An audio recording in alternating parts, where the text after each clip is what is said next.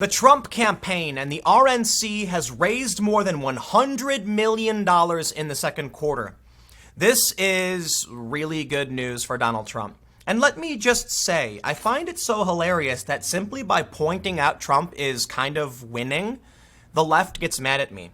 Look, I'm a centrist. I, lean slightly left on my policies. It's not a secret. But boy, are they salty at me for pointing out the president is doing things that help him.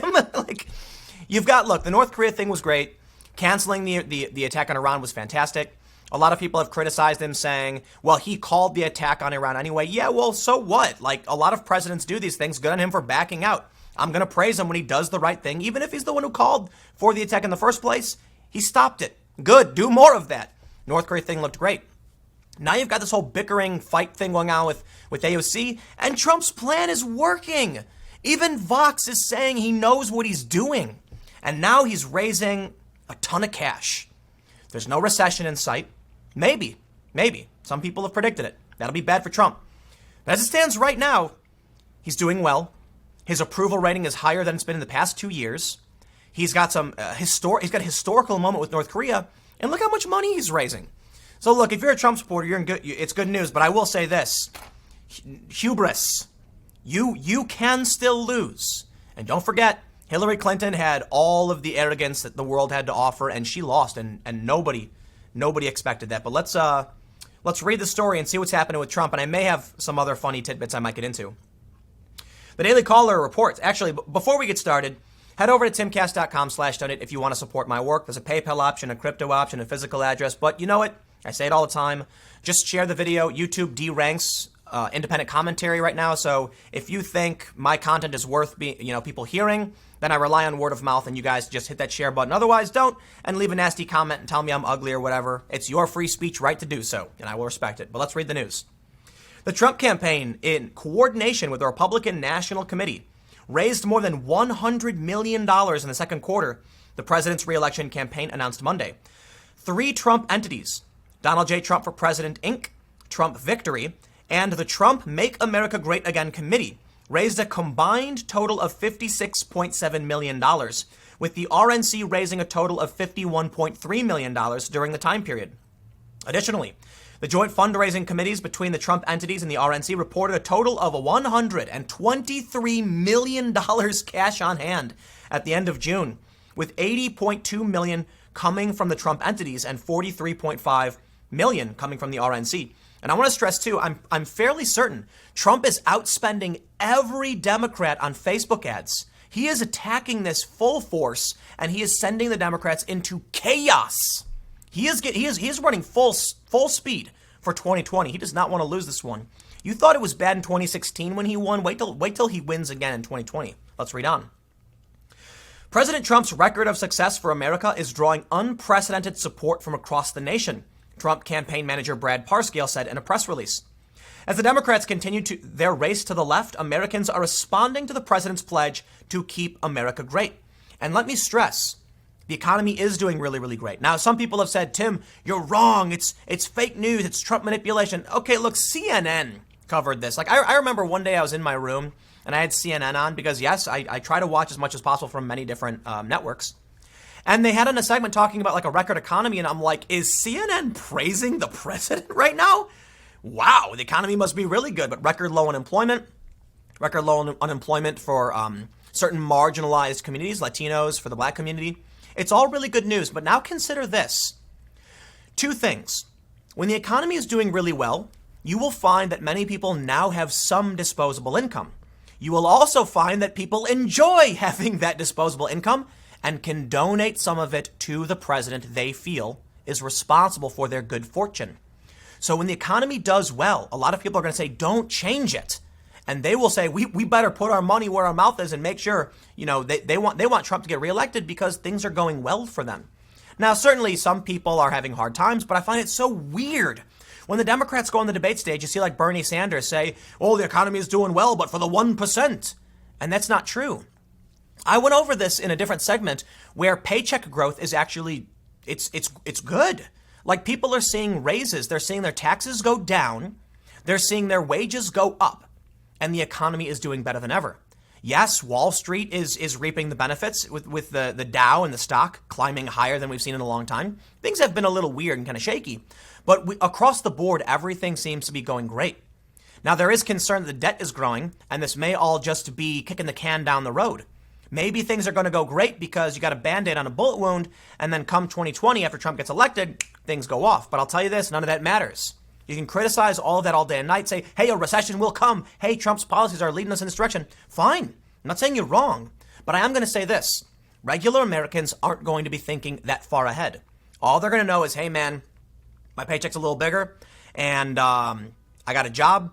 My kids we're saving now. That's good news for me. Let's not change it. So Trump's got the incumbent advantage, just because the incumbent always has an advantage over the challenger. He's also got the economic advantage. And now we can see, as a part of that economic advantage, $123 million cash on hand, raising over $100 million in the second quarter. They write the fundraising haul came largely through small donors. That's also huge news. The Trump campaign said they received roughly 957,000 individual donations, with over 98% being 200 or less. The average donation was $41.48. Now, this is another seriously important metric. If it was a bunch of big donors, then you know it's only the elites who are supporting the president. But this data shows, with 98% less than $200, Trump's support is coming from working class individuals. It's coming from the ground level. And that may translate into massive public support. Let me stress again.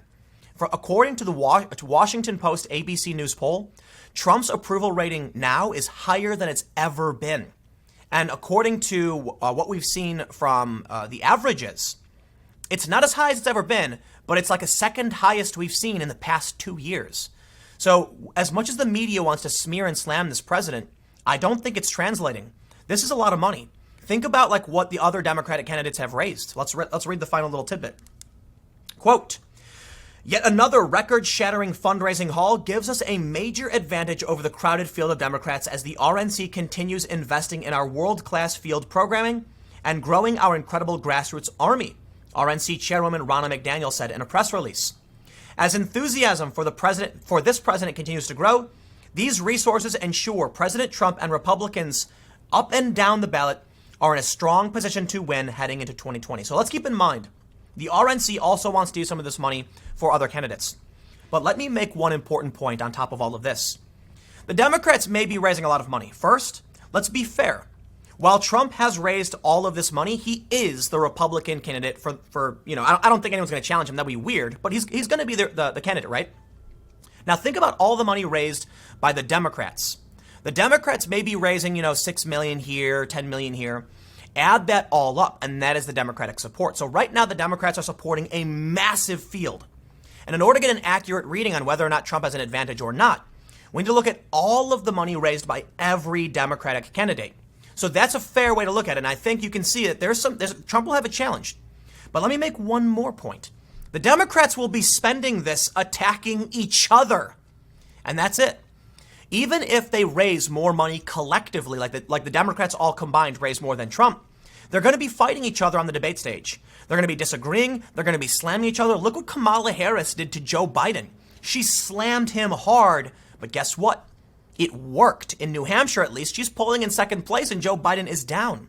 And that's what the Democrats are going to have to do. Now, one thing that I find really fascinating is Marianne Williamson. Bless her heart, she is a lovely woman. And I think whether you're on the left or the right, you can agree with her, disagree with her, you can recognize she actually is a pretty wholesome, hokey, hippie lady. And you can't help but just like that, right? She's not you can't really hate her. You might be frustrated by her silly, hokey, crystal opinions or whatever. But the reason I bring her up is her approach. And check out her interview on Dave Rubin's show, The Rubin Report, because I found it really fascinating. She won't attack the Democrats. She's like the odd person out. She's calling them all lovely people and saying she respects them, but humbly disagrees. And I'm like, that's an interesting approach. It's the opposite of what Trump did. So let me say this. While Trump is doing phenomenally well, I would absolutely love to see more than anything, and I truly mean this, Marianne Williamson, Donald Trump debate head to head. While I would much rather see someone like Tulsi Gabbard in being nominated, I know that's just not going to happen, right? She has my support, right? financial and my vote. Because anti-war, it's huge to me. It's very important. And she's also called out big tech, defended free speech, said identity politics is divisive. Much respect for Tulsi. She's great. But here's the thing. Democrats are going to cheat. Yang and Tulsi will not be allowed, and neither will Marion. Let's be honest. I believe she even said her mic was cut off, right? So for those that aren't familiar, the Democratic debates, Andrew Yang's mic was cut at some point. You can see him talking and no sound coming out, and you can see people turn to look at him, so clearly they heard him, but we didn't. It's weird, right? And Marion said something like that happened to her as well, so I doubt they'll let her, but for the sake of entertainment, I would absolutely love to see Marianne versus Trump because it's like night and day. Now, I think Trump is a heavy hitter, okay? When it comes to the debate, Trump is going to knock out all of these Democrats. I don't care if you like him or not. I can be honest with myself. I think Tulsi would do really, really well against Trump, but Trump is not, he doesn't debate the way these people expect him to. You can stand up there poised, making the presidential fist saying, we've got to defend healthcare in our nation and fight for those who are poorest among us. And Trump's going to be like, the crazy hippie lady over here doesn't even know what she's talking about. She wants socialism and blah, blah, blah. And that's going to work because Trump speaks he speaks the language of the working class. But I do find it interesting. I think it would be amazing to see Marianne Williamson go up against Trump. So I'm not gonna prattle too much on this. I just wanted to highlight, wrap up this video. Okay, Trump is smashing, just boom, massive numbers. Right, good news for him. Good news for the Republicans. Incumbent advantage, economic advantage. His approval rating is way up, and he's coming in 2020 at full force. Maybe even better than 2016. So. Look, most people are saying he's going to win. Michael Moore said it, and if the Democrats don't get their act together, he will. But let this be a warning to the Republicans, too. Don't get arrogant. You're going to get a lot of people who might sit it out, be like, Trump's going to win, I'm not going to come. Oh, and then you'll be surprised. That's how Hillary lost. But keep this in mind. The people who thought Hillary couldn't lose, who didn't vote, they're coming out to vote. That's bad news for Trump, but I don't know what's going to happen. All I know is it'll be a fun and funny race. Hopefully, it's just look at that smile on that man's face. That's the kind of attitude I think we should all have. Unfortunately, the Democrats don't have that attitude. They're really angry, but we'll see what happens. Stick around. One more segment coming up for you in a few minutes, and I will see you then.